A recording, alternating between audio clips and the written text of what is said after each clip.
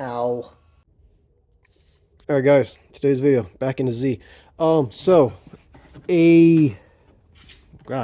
it was last summer, I think last summer, or, well, August is still summer. I don't know. It was freaking hot. I was melting while I was doing it, I think. Wait, no.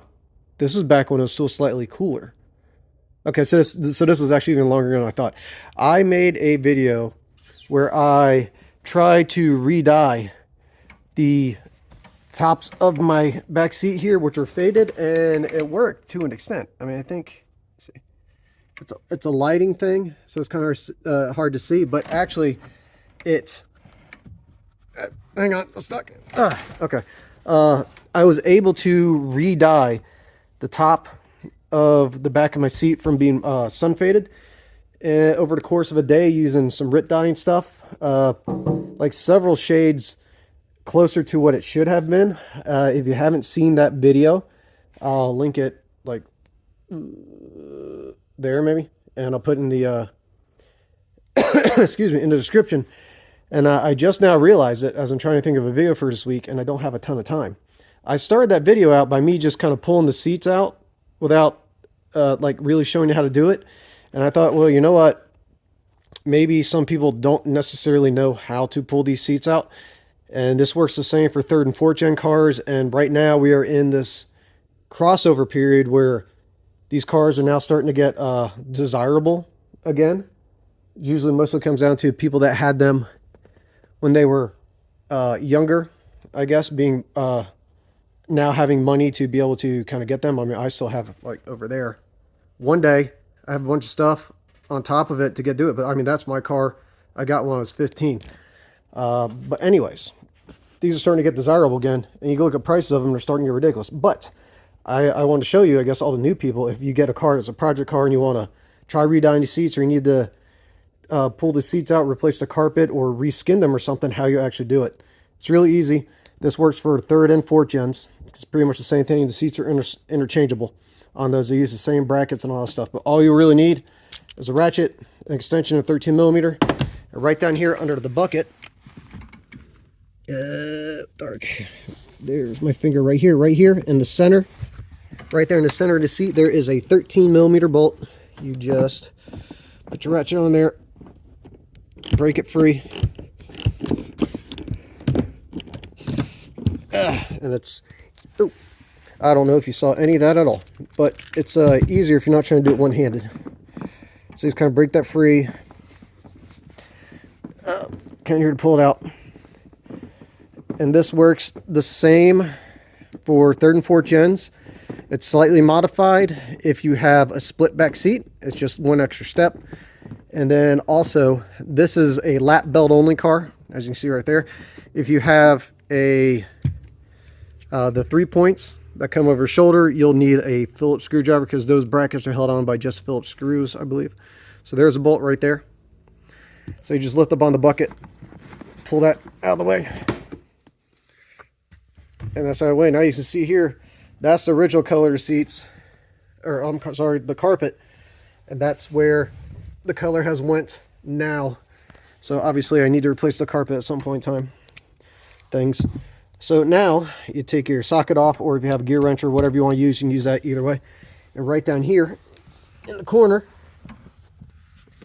right here,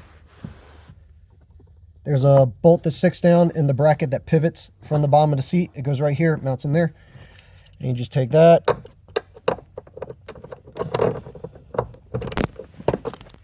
and get this out of the way.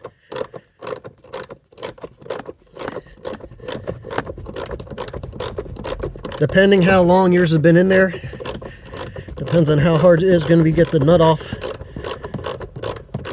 You may be lucky to find a car that has never even had these out before, who knows.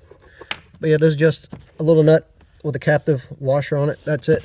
And here you go. At this point in time, you go undo the other side, the bucket, take the bucket out, undo the other side there. If you have a split seat, you also have brackets on either side that you need to do extra nuts out on this side.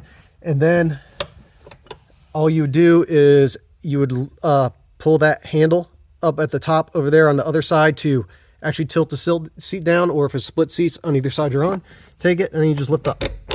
That's it. Okay, see, and that's out. And the hardest part of this is actually getting it back in there by yourself, because you have 2 hinges on opposite sides separated by a pretty large distance that want to kind of fight you half the time. But you just put that back in there, take your nut, put it back on. I know it's riveting content, but this could be new to some people.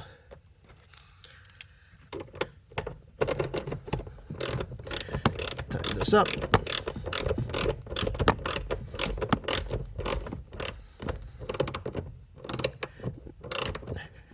Now, if you ever need to go and reskin these seats, first of all, good luck finding the one that you have, because we're at the kind of weird in-between phase where some people are making stuff for the car, but a lot of people that used to make them back when they were popular stopped making stuff.